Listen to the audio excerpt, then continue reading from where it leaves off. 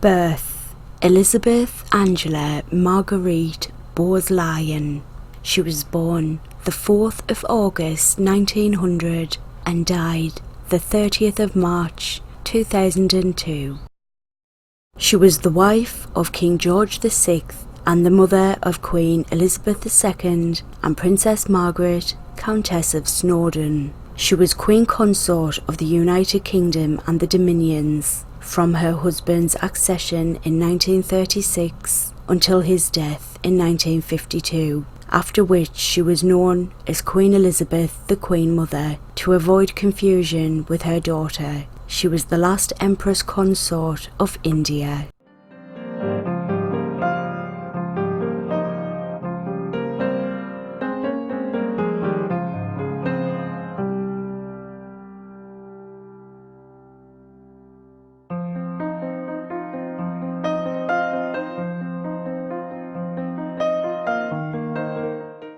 Born into a family of British nobility, she came to prominence in 1923 when she married the Duke of York, the second son of King George V and Queen Mary.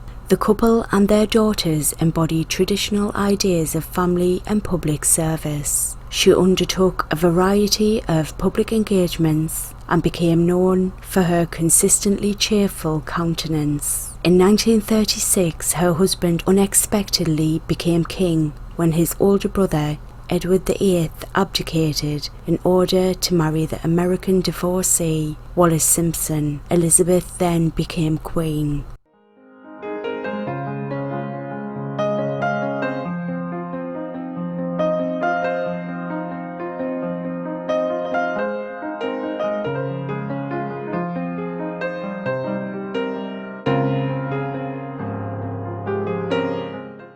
She accompanied her husband on diplomatic tours to France and North America before the start of the Second World War. During the war, her seemingly indomitable spirit provided moral support to the British public. After the war, her husband's health deteriorated and she was widowed at the age of 51. Her elder daughter, aged 25, became the new queen. From the death of Queen Mary in 1953, Elizabeth was viewed as the matriarch of the British royal family. In later years, she was a consistently popular member of the family, even when other members were suffering from low levels of public approval. She continued an active public life until just a few months before her death, at the age of 101 years, 238 days.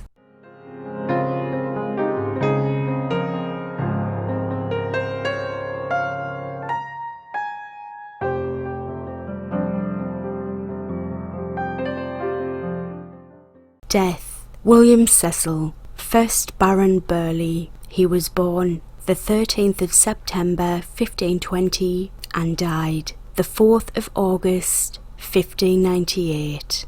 He was an English statesman, the chief advisor of Queen Elizabeth I for most of her reign, twice Secretary of State from 1550 until 1553, and then again from 1558 until 1572, and Lord High Treasurer from 1572 onwards. From 1558 for 40 years, the biography of Cecil is almost indistinguishable from that of Elizabeth and from the history of England.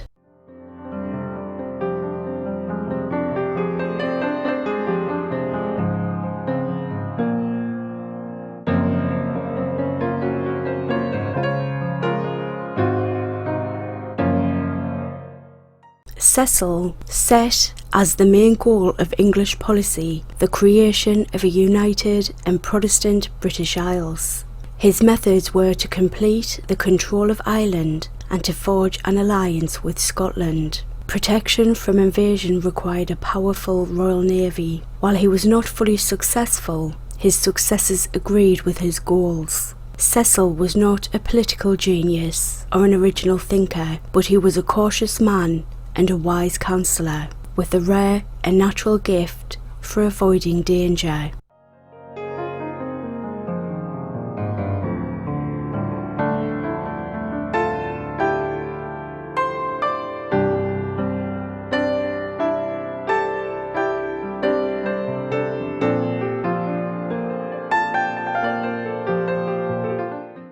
In 1587, Cecil persuaded the Queen to order the execution of the Roman Catholic Mary Queen of Scots after she was implicated in a plot to assassinate Elizabeth. He was the father of Robert Cecil, 1st Earl of Salisbury, and the founder of the Cecil dynasty, which has produced many politicians, including 2 prime ministers.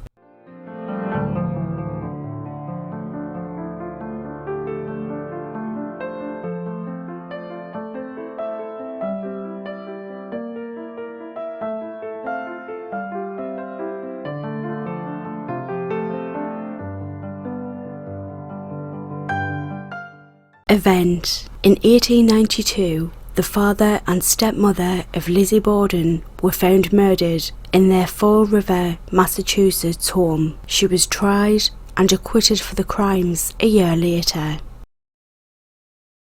Lizzie Andrew Borden. She was born July the 19th, 1860 and died June 1st, 1927. Was an American woman who garnered notoriety as the main suspect in the August 4th, 1892 axe murders of her father and stepmother in Fall River, Massachusetts. She was tried and acquitted of the murders. The case received widespread newspaper coverage throughout the United States.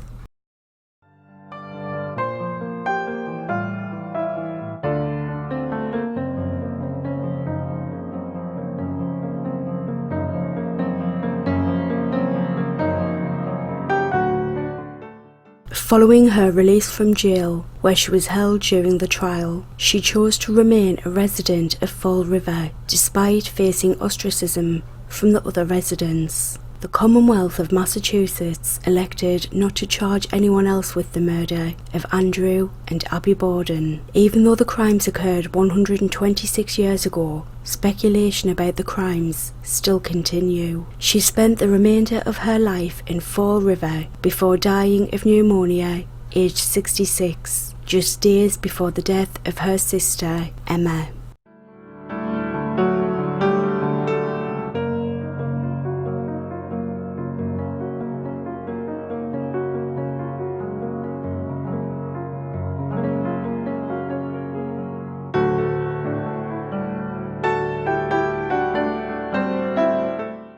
Lizzie and her association with the murders has remained a topic in American popular culture mythology into the 21st century, and she has been depicted in various films, theatrical productions, literary works, and folk rhymes.